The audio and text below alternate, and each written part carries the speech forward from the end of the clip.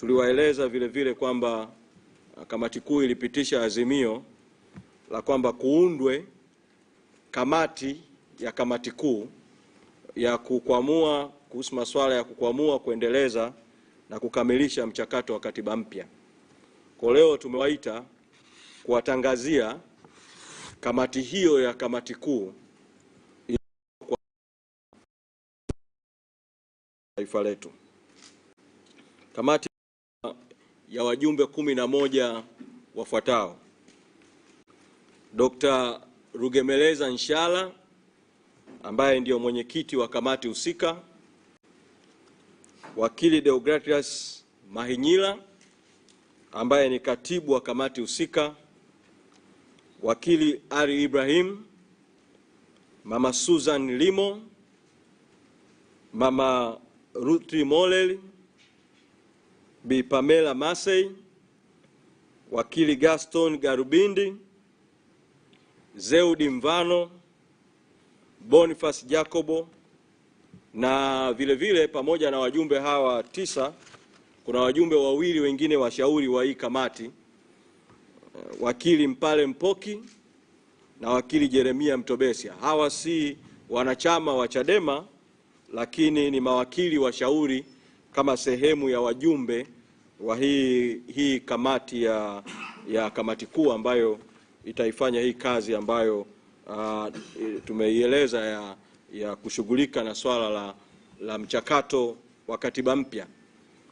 Kamati hii tumeikabidhi hadi rejea 4 zifuatazo: 1, kuandaa mkakati wa kukwamua mchakato wa katiba mpya; 2, kuandaa rasimu ya muswada wa sheria kwa niaba ya wananchi utakaoelekeza utaratibu wa kukwamua mchakato wa katiba mpya; 3, kuandaa mapendekezo juu ya muundo na chombo huru kitakachosimamia kura ya maoni ya katiba mpya; na 4, kuzingatia katika ratiba kuwa mapendekezo yote yawezeshe mchakato wa katiba mpya kuanza mapema sasa na katiba mpya kupatikana kwa vyovyote vile si zaidi ya mwaka 2027.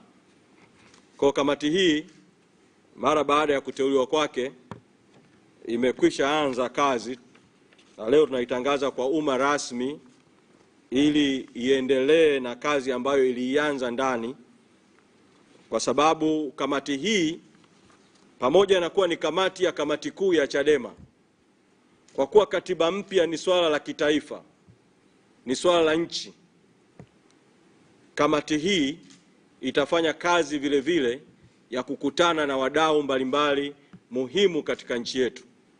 Itakutana na asasi za kiraia, itakutana na taasisi za dini, itakutana na taasisi za wasomi, itakutana na sekta ya habari, itakutana na sekta za kiuchumi, itakutana na walioko kwenye sekta ya siasa, itakutana na watu kwenye sekta za kijamii, itakutana na watu kwenye sekta za sayansi na teknolojia na sekta na wadau wote ambao kwa namna moja au nyingine ni wadau wakuu wa mchakato wa Tanzania kupata katiba mpya. Kamati hii tumeipa muda wa siku 90 au miezi 3 kukamilisha kazi yake, lakini katika hizo siku 90, kwa sababu ya uharaka na udharura wa mchakato wa katiba mpya, kuna kazi ambayo tumewaambia kuwa ndani ya kipindi cha wiki 2, ndani ya kipindi cha siku 14 waweze kuwasilisha taarifa ya awali na mapendekezo ya awali ya matokeo ya mchakato walioanza nao kwa kamati kuu ya chama. Kwa kamati kuu ya chama ikipokea taarifa ya awali, kama kuna maelekezo ya ziada itayatoa kwa kamati, lakini wakati huo huo kamati itakuwa ikiendelea na mchakato wake wa kutimiza majukumu ya hii kamati. Kwa ni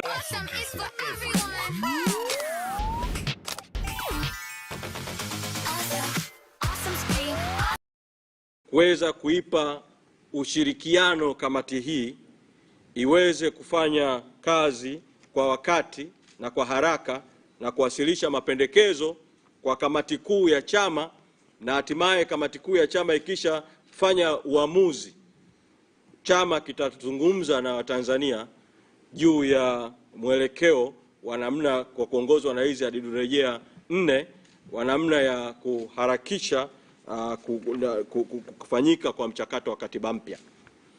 Ni vyema ikaeleweka kwamba kazi ya kamati hii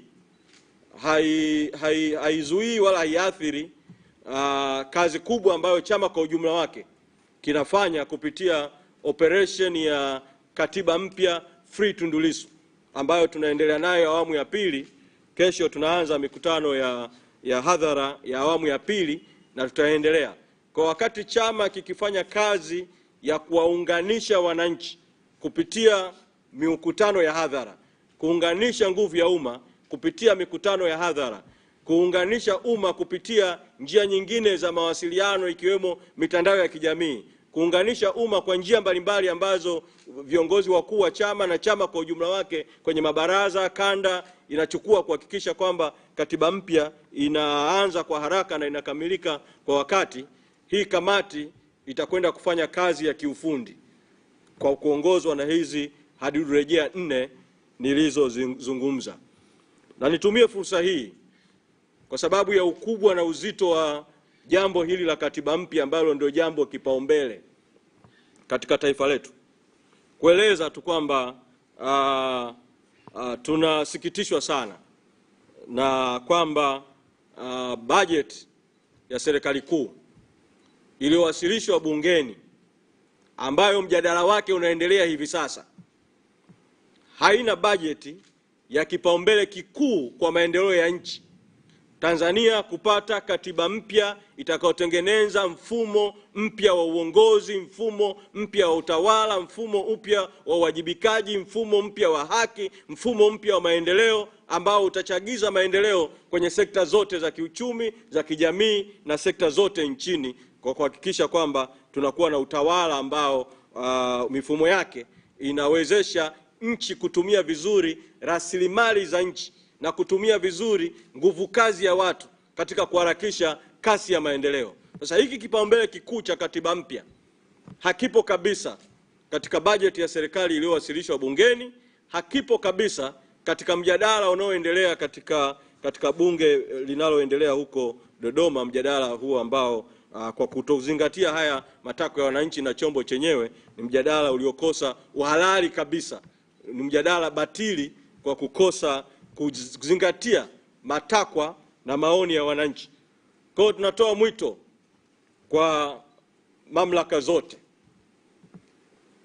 serikali, kwa Samia Suluhu Hassan, tunatoa mwito kwa bunge, pamoja na kuwa hatukubaliani na lilivyochaguliwa, lilivyoingia kwenye utawala, kutoa majibu pande zote hizo mbili. Ni kwa nini bajeti ya katiba mpya sio sehemu ya bajeti iliyowasilishwa bungeni, na ni lini katika mkutano wa bunge unaoendelea, ni lini itaingizwa bajeti ya katiba mpya kwa ajili ya Tanzania kupata katiba mpya. Tunatambua kwamba mapungufu ya bajeti inayoendelea kujadiliwa bungeni ni mengi na makubwa sana, lakini nataka kusisitiza ile katiba mpya. Tunajua kwamba kilio kikuu cha wananchi ni kupanda kwa bei ya bidhaa, kupanda kwa ugumu wa maisha, baada ya kwanza nchi kuingia kwenye madhara yatokanayo na uchaguzi haramu wa mwaka 2025 na baadaye vita iliyotokea kati ya Irani na Marekani na madhara yake ya kwenye kupanda kwa mafuta kwenye soko la dunia. Tunajua kwamba wananchi wamebebeshwa mzigo mkubwa wa gharama za maisha na kupanda kwa bei ya bidhaa. Na sisi Chadema, kwa kutambua hiyo kero kuu ya wananchi ya ugumu wa maisha na kupanda kwa bei, tulipendekeza mapema sana bei ya mafuta ilipoanza kupanda kwamba serikali ishushe tozo, serikali ishushe kodi na itoe ruzuku kwenye mafuta ili bei ya mafuta ishuke, gharama za maisha zisipande kwa wananchi.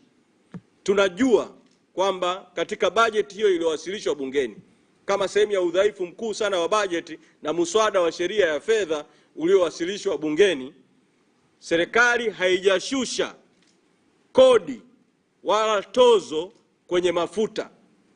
Tunaitaka ifanye hivyo, lakini tunawakumbusha tu wananchi kwamba udhaifu huo wa kutoshughulikia mahitaji ya wananchi ni matokeo ya madhara ya kinachoitwa uchaguzi wa mwaka 2025, kutokuwa na serikali yenye kuwajibika kwa watu, madhara ya kutokuwa na bunge lenye nguvu, bunge lenye uhuru, baraza la mawaziri lililo bora.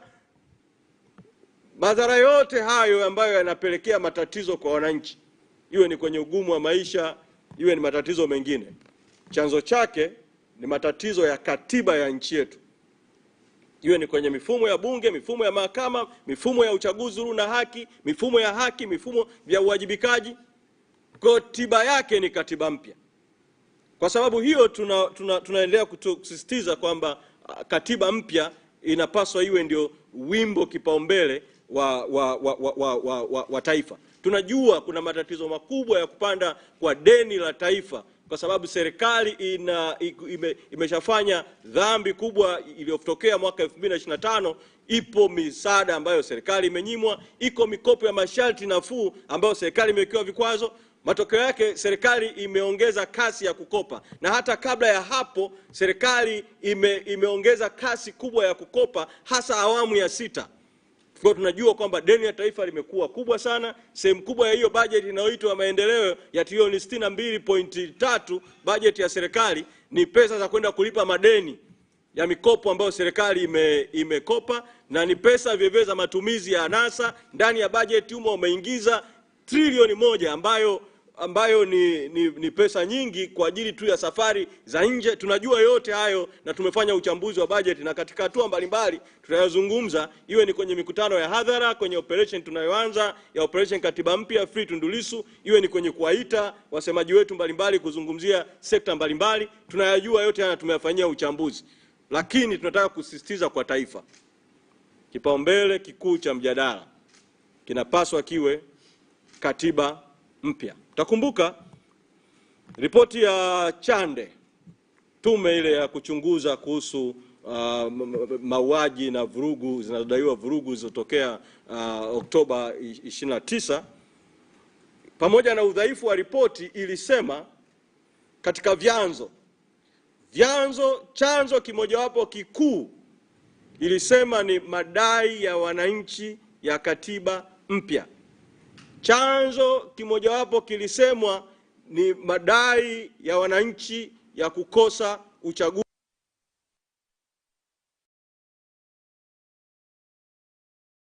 kukosa uwajibikaji wa viongozi. Yote hayo yalisema kwenye vyanzo, lakini baadaye ripoti ikaacha vyanzo, ikashughulikia vichocheo, ikaanza kushughulika nayo. Sasa sitaki kuingia kwa leo kwenye mjadala. Nataka kusisitiza hivi kwamba pamoja na udhaifu wa hiyo ripoti, kama ripoti iliona chanzo kikuu cha matatizo katika nchi yetu ni katiba mpya, ni kukosa uchaguzi huru na haki, ni kukosa uwajibikaji wa viongozi, tiba ya matatizo ya vyanzo hivyo, ambapo ndio ingekuwa kushughulikia mzizi wa matatizo katika taifa, ni kwenda kushughulika na jambo la katiba mpya.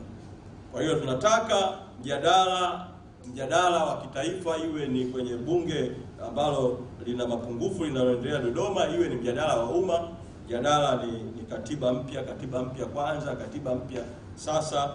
Na ndio maana kwa kutambua uzito wa jambo hilo la katiba mpya, tumeitangaza hii kamati na tumeipa muda mfupi wa kazi kuweza kukamilisha jambo hilo kwa wakati. Kwa hilo ndio ambalo tuliwaita kutangaza leo uteuzi wa kamati ya mchakato wa katiba mpya, na kutaka majibu kutoka kwa mamlaka zote zinazohusika. Ni kwa nini bajeti ya katiba mpya haipo sehemu ya bajeti, na ni lini katika mkutano wa bunge unaoendelea, ni lini bajeti ya katiba mpya itaingizwa kama sehemu ya bajeti, kwa sababu hiki ndio kipaumbele kikuu. Kwa katika hatua sasa, nikaribishe kama kuna kuna maswali tu. Kama kuna maswali, karibu. Naona mkono hapa wa kwanza. Sawa, mimi na maswali matatu. Ndio, karibu. Swali moja lina pamoja na kuwa na kufahamu, jitambulishe kwa manufaa ya watazamaji. Bakari, endelea. Jitambulishe. Mimi naitwa Tuzo Mapunda. Tuzo, sorry, samahani, nilifikiri Bakari. Mwananchi Tuzo. Yes, natoka Mwananchi. Ndio. Na maswali matatu. Swali langu moja linahusu kwenye hiyo hoja yako ya kwanza kuhusiana na hiyo kamati. Tunajua kwamba chama chenu kipo kwenye kipindi cha mpito kwa maana ya masuala ya financial. Sasa mnavyoliendea jambo kama hili, kuna swala la bajeti. Je, ni kwa namna gani mmejipanga kwenye swala la kifedha kuhusiana katika kuiwezesha hiyo kamati kutekeleza majukumu yake? Hilo swali langu la kwanza. Lakini swali langu la pili linatoka nje kidogo ya hiyo hoja ya msingi ambayo umezungumza. Ni kuhusiana na, tumeona toka juzi baadhi ya makada wenu wanakamatwa na wengine kuwekwa ndani, hatujajua kama wameachiwa. Je, sofa mpaka sasa hivi mna takwimu rasmi ya watu ambao wameshikiliwa ama labda na wengine ambao wameachiwa kwa dhamana, na ni hatua ipi kama chama mnaichukua kwa sasa, lakini katika kuhakikisha kwamba usalama wa makada pamoja na viongozi wa chama, hasa katika kipindi hiki ambacho mfululizo wa operation zenu zinaendelea? Lakini swali langu la tatu ni kuhusiana na hili swala la milioni 900. Limeibua mjadala mkubwa, na kuna ambao wanahusisha pia na swala la hizo fedha ndo kudhamini maandamano ambayo yanadaiwa kwamba yanafanyika mwezi ujao. Hebu tuweke sawa na ufanye uchanganuzi mzuri kuhusiana na hilo jambo. Asante sana. Okay, kuna swali lingine, karibu. Asante, naitwa Fadhili Atukaroyo. Na maswali mawili. Swali la kwanza, huyu ameulizia ni nani anafandi au mtapataje fedha za kufandi hiyo mchakato. Mimi swali langu naomba nilijazie humo. Mchakato huu una gharama kiasi gani? Tunafahamu mchakato kama hii lazima kwa kuna kiwango cha bajeti ambacho kinatarajiwa kutumika. Na je, fedha ni hizo za tone au zile za wafadhili? Swali la pili, mchakato huu utahusisha wadau mbalimbali kama ambavyo umesema. Kwenye hawa wadau, je, kuna serikali hii ambayo mnadai kuwa hamuitambui? Swali la tatu, serikali hii ambayo mnadai hamuitambui, ilishatangaza chini ya Rais Dr. Samia kwamba baada ya ripoti ya uchunguzi na ripoti ya jinai kutoka, huu mchakato ukishaisha itakuja maridhiano ya katiba mpya. Hamjaona sababu ya kusubiri labda huo mchakato utakapofika ndipo muendelee na huo mchakato wa serikali kwa pamoja? Okay. Nadhani hakuna swali lingine. Kwa naomba niyajibu haya. Nianze na Tuzo. Juu ya kipindi cha mpito tumejipangaje kuhusiana na swala la fedha. Kwanza, Chadema ina katiba yake, na katiba ya chama imeeleza vyanzo vya mapato ya chama. Kwa hiyo katika jambo hili vile vile katiba yetu ndio itatuongoza kwenye vyanzo vya kugharamia hii kamati. Kwa hiyo kuna kiwango fulani kitatokana na michango ya umma kupitia tone na Chadema Digital. Natumie fursa hii tu kuendelea kuwaomba umma kuichangia Chadema. Chadema ilikuwa inapata ruzuku ya milioni 107 kwa mwezi kabla ya uchaguzi haramu wa 2025. Sasa hiyo ruzuku haipo. Kabla ya hapo Chadema ilikuwa inapata ruzuku ya milioni 323 mpaka mwaka 2020 kutokana na matokeo ya uchaguzi wa 2015. Na tukisema ruzuku ile sehemu kubwa inatokana na kura ambazo chama kimepata za ubunge. Alafu kiasi kidogo cha ruzuku ni ya idadi ya viti vya ubunge, kiasi kidogo idadi ya viti vya udiwani. Lakini sehemu kubwa ni kura za ubunge na ni pesa za walipa kodi wa Tanzania. Kwa nyinyi walipa kodi wa Tanzania ndio mlikuwa mnaigharamia Chadema kwa sehemu kubwa kwa kipindi chote ambacho Chadema ilikuwa inatumia ruzuku. Na katika hicho kipindi ambacho Chadema ilikuwa inategemea sana ruzuku, 85% ya matumizi ya chama kitaifa yalikuwa yanategemea chanzo kimoja kikuu cha ruzuku. 15% iliyobaki ndio ilikuwa inachanganya vyanzo vingine vyote vilivyobaki. Sasa baada ya uamuzi mzito wa kutojihusisha kabisa na uchaguzi haramu na kusema kwamba hakuna uchaguzi, Chadema sasa haipokei ruzuku. Kwa kiwango pekee cha ruzuku kilichobaki cha Chadema, na hii niseme hadharani kabisa, ni pesa ambazo Chadema inazo na zipo kwa msajili wa vyama vya siasa za kutoka mwezi Juni mwaka 2025 mpaka mwezi Oktoba, ambayo ni takriban shilingi milioni 500 ziko kwenye ofisi ya msajili. Lakini kama sehemu ya njama haramu za serikali kuidhibiti Chadema, kuikosesha fedha Chadema, hata hizo ambazo ni halali kabisa ya Chadema, pesa za wananchi, msajili ameendelea kuzishikilia mpaka ninavyozungumza na nyinyi leo, kinyume cha sheria kabisa. Mwanzoni alikuwa anasingizia kuna zuio mahakamani. Zuio limeondoka toka mwezi Aprili. Huu ni mwezi Juni, hawajaingiza bado pesa. Mwanzoni alikuwa anasingizia hamtambui katibu mkuu. Mahakama ikaweka zuio dhidi ya uamuzi wa msajili kutomtambua katibu mkuu usiendelee kutekelezwa. Kwa katibu mkuu anatambulika, secretariat inatambulika, hakuna zuio, lakini bado kama sehemu ya hujuma fedha hazijaingizwa kwenye account. Na mimi ukiniuliza nitakwambia hilo haliwezi kuwa jambo la msajili tu mwenyewe, kwa sababu pesa inatoka hazina inaingia kwenye voti ya msajili, lakini ofisi ya msajili wa vyama vya siasa iko chini ya ofisi ya waziri mkuu. Masuala ya fedha haya wizara ya fedha inahusika. Kwa hiyo nalisema hadharani hivi kwa sababu tumekuwa tukizungumza nao hivi kawaida kwenye haki ambayo ni haki ya wazi kabisa, lakini wanaikwepa ili waziri mkuu aliyoko hivi sasa achukue hatua, waziri wa fedha achukue hatua, kwa sababu ni haki ya kawaida. Sisi tunachokiona ni mchezo unafanyika kwenye hilo eneo.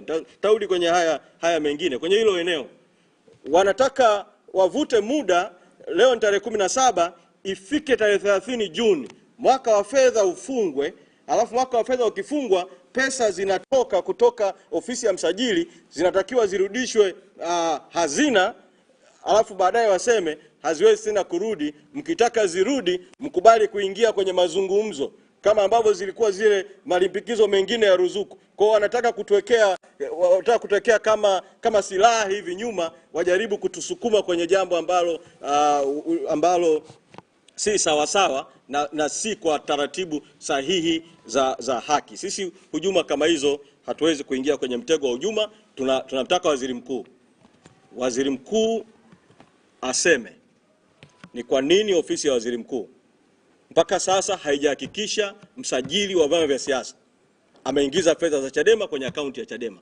Tunamtaka waziri wa fedha, wakati mjadala wa bunge unaendelea bungeni Dodoma, wanapohitimisha mjadala wa bajeti, aseme ni kwa nini mpaka sasa fedha za Chadema halali kabisa za ruzuku za wananchi hazijaingizwa kwenye akaunti ya Chadema, na ni lini zitaingizwa kwenye akaunti ya Chadema. Sasa hii kamati hii basically itatumia vyanzo vikubwa viwili katika kuifanya hii kazi, au vitatu. Chanzo cha kwanza ni tone.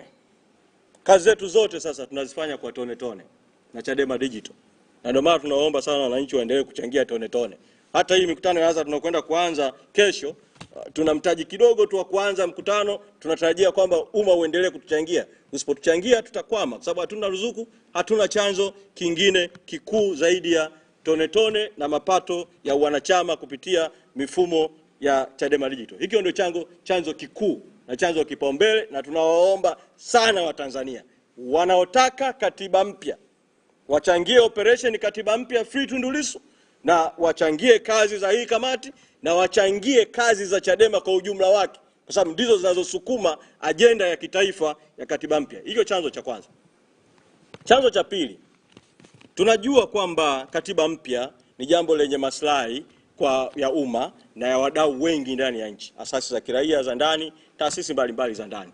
Tunaziomba hizo taasisi zote za ndani ya nchi, ambazo tunajua nyingine zina bajeti za masuala ya katiba, ziipokee kamati yetu ikija kwao na zisaidie kamati yetu ikija kwao, kwa sababu kamati hii itachangia kwenye kazi ambazo wanazifanya na kazi ambazo kwa pamoja kama taifa tunazifanya. Kwa hiyo waipokee na sio wasubiri tu kamati igonge milango, waiite hii kamati.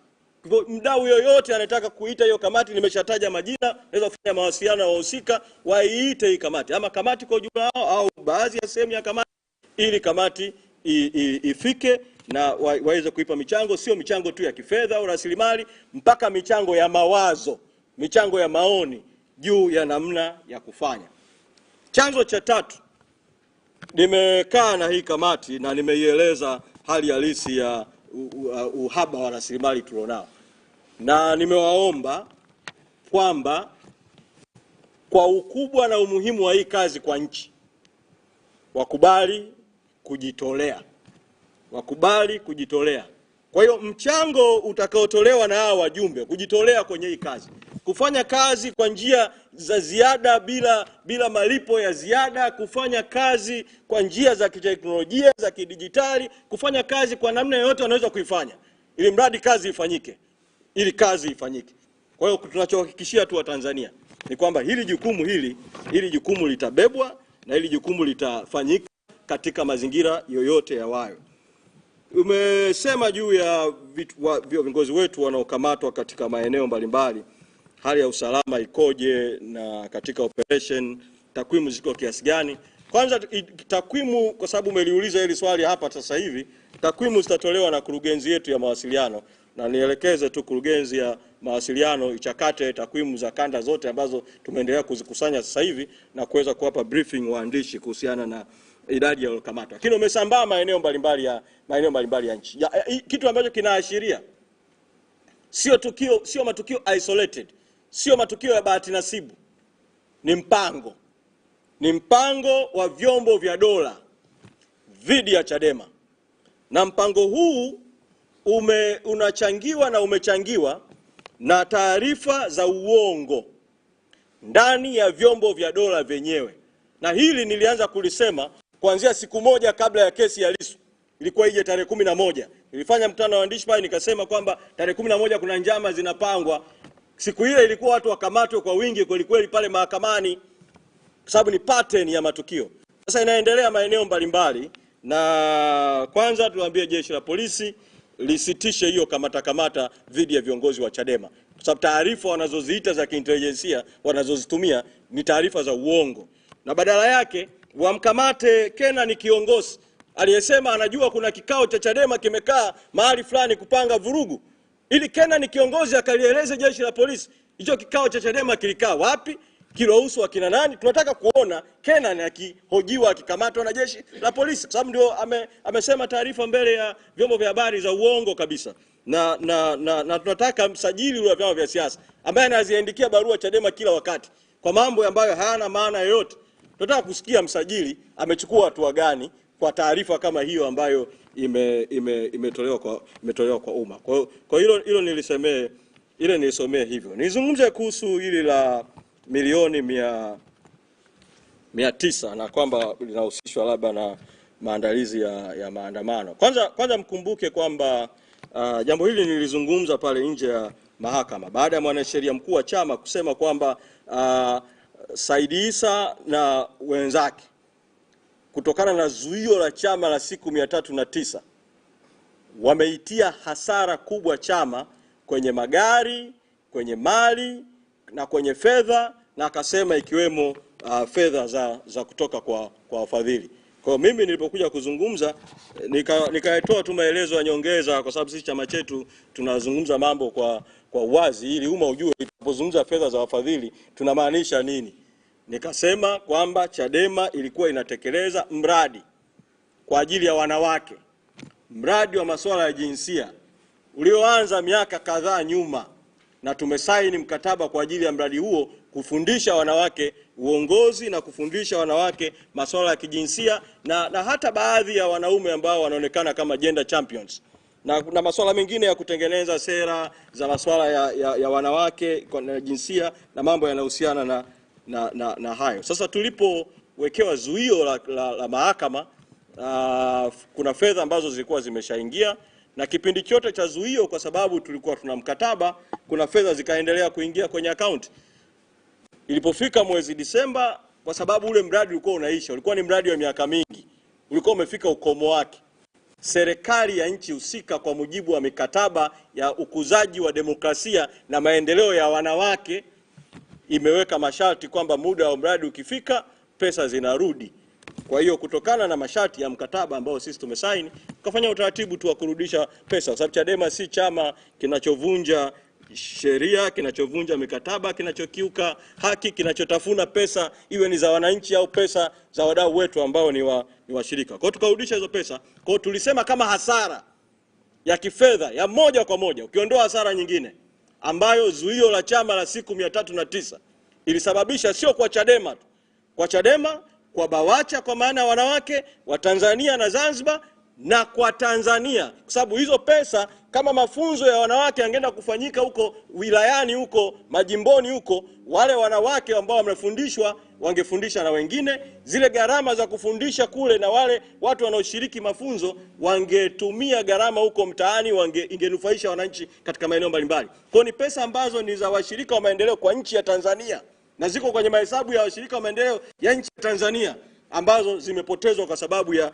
njama haramu ambazo zilihusisha ofisi ya msajili wa vyama vya siasa na baadhi ya watu ndani ya serikali na hao waliotumika. Kwa hiyo tulisema hivyo kwa uwazi. Sasa hazihusiani kabisa na kinachoitwa maandamano ya mwezi ujao, kwa sababu ni mambo ambayo ni ya kipindi kilichopita, lakini imezua mjadala kwa sababu kuna mtu mmoja wa CCM anaitwa Ali Hapi, nadhani ndio ambaye amezungumza akasema uongo kuhusu hizo fedha na kataka kujaribu kusema propaganda. Sasa mimi niseme mambo machache ya nyongeza tu. Kwanza, utaratibu huu wa vyama vya siasa kuwa na ushirikiano kimataifa katika miradi ya baadhi ya shughuli za mafunzo na ujenzi wa chama ni utaratibu wa kawaida. Hata CCM Ali Hapi awaambie Watanzania ukweli, ni mabilioni mangapi CCM kama chama inapata kwa ama vyama rafiki au taasisi za kimataifa za magharibi, kwa maana hao walioita wazungu, na za mashariki na za maeneo mengine. Aseme ni mikataba gani imeingia. Na katika hili, kwa sababu CCM katika nchi ya Tanzania ndio chama kinachotegemea sana fedha za nje ukilinganisha na chama kingine chochote in terms of michango. Mimi nilishasema 85% ya matumizi ya Chadema ilikuwa ni ruzuku. 15 iliyobaki ndio mchanganyiko wa michango, ada za wanachama, michango ya wanachama, masuala ya pesa kutoka nje za wadau ni haifiki hata 2%. Haifiki hata 2% ya gharama za uendeshaji wa chama. Sasa CCM ituambie. CCM iseme jengo la ukumbi wa Mwalimu Nyerere wa Jakaya Kikwete Convention Center Dodoma, ambao wamepewa msaada kutoka nje, waseme bilioni ngapi CCM ilipewa kujenga jengo la Mwalimu Nyerere Dodoma, na waliingia mkataba gani kujenga jengo la Mwalimu Nyerere. CCM iseme yenyewe CCM kama chama mwenyeji na vyama rafiki vyenye ushirikiano na CCM wamepewa mabilioni mangapi kujenga chuo cha Mwalimu Nyerere cha uongozi Kibaha. Waseme wamepewa pesa kiasi gani kutoka nje na wamepewa kwa masharti gani na kwa mkataba gani. Sisi Chadema tunasema mambo kwa uwazi kwa sababu tunajiamini. Hatuna wizi, hatuna masharti haramu. Ali Hapi kwa sababu ameamsha mjadala wa ufadhili wa fedha za uendeshaji wa vyama, awaeleze wa Tanzania, sababu yeye anaongoza jumuiya ya wazazi. Mwaka 2005 viongozi wa jumuiya ya wazazi na viongozi wengine wa CCM waligushi katika kashfa maarufu sana ya External Payment Arrears EPA.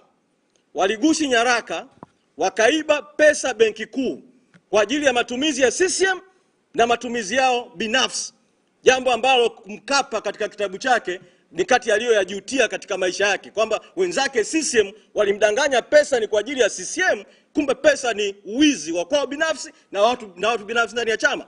Ali Hapi aseme Kagoda Agriculture Limited iliyochukua bilioni 40 benki kuu 40 bilioni, Kagoda Agriculture Limited ilikuwa ni wakina nani? Pesa hizo zilikwenda kwa wakina nani?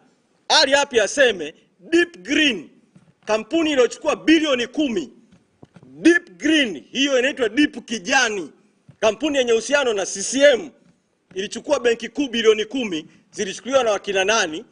Zilitumika kwa kitu gani? Ali Hapi aseme nchi hii tulipoingia kwenye mfumo wa vyama vingi, Tume ya Nyalali ilipendekeza kwamba ili Tanzania iwe na usawa kwenye demokrasia ya vyama vingi, mali zote ambazo zilichangiwa na Watanzania wakati wa mfumo wa chama kimoja zirudishwe kwa serikali. Ali Hapi aseme majengo ya UWT, majengo ya umoja wa wazazi, UVCCM, CCM yenyewe, mali, viwanja na mali zote hizo. Ni kwa nini CCM imepora na endelea kujilimbikisa, alafu sisi ambao watu wetu, wazazi wetu na wengine wa miongoni mwetu wanachadema walichangia wakati wa mfumo wa chama kimoja, tukisema hatuna rasilimali, tunataka rasilimali, anasema watu wa ombaomba watone tone. Sisi tutaendelea kuwaombaomba na tutasema, ila tunataka kusema hizo mali za umma wanazirudisha lini?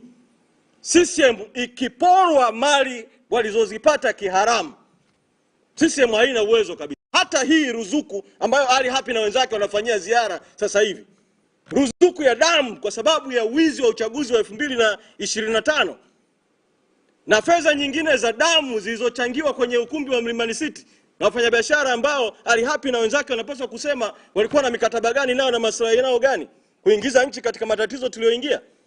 Kwa hiyo kama anataka mjadala ni vyema tukaujadili vizuri sana huu mjadala wa CCM na uporaji wa rasilimali za nchi na CCM na uporaji. Huu mjadala tukiingia, mtakuta mpaka vituo vya vyombo vya habari. Kuna vituo vya habari CCM imepora kwa kutumia rights ambazo hazikuwa za kwao. Kuna miradi ya rasilimali, waandishi mkachunguze mradi unaoitwa Jitegemee wa makaa ya mawe. Una mahusiano gani na CCM na mikataba gani haramu ambayo CCM imeingia? Mjadala upanuliwe wigo wake, lakini sisi Chadema kwa sababu tunajijua kwamba ni wasafi, tuna uwezo wa kusema vyanzo vyetu vya mapato hadharani na hatuvitumii kwa kitu chochote haramu. Fadhili, nimeshajibu la nani anafandi mchakato. Gharama kiasi gani? Tumeiambia kamati ikakae ikachakate kwamba hii kazi hii tuliowapa itagharimu kiasi gani, na watakapokutana na wadau wapi watawasaidia wapi katika nini, gharama zipi wataomba kwa chama kidogo sana kwa sababu chama hakina uwezo, gharama zipi watajitolea, ili siwezi kulijibu sasa mpaka kamati itakapoenda mbele. Juu ya wadau gani? Je, wadau ni pamoja na serikali ambayo tuitambui kwa sasa? Hii serikali tusioitambua sio sehemu ya wadau ambao hii kamati itakutana nao. Kwa haitakutana na serikali, itakutana na wadau wengine wote.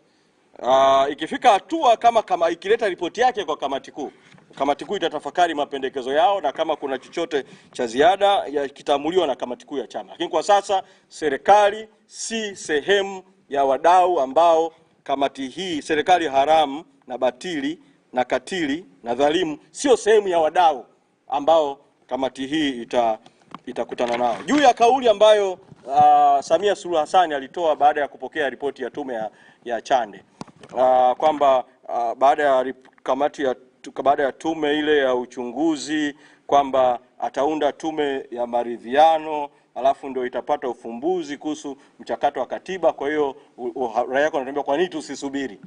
Sikiliza, na ili waandishi mlifanyia uchambuzi vizuri sana. Samia Suluhu Hassan amesema hatua 4 za tume.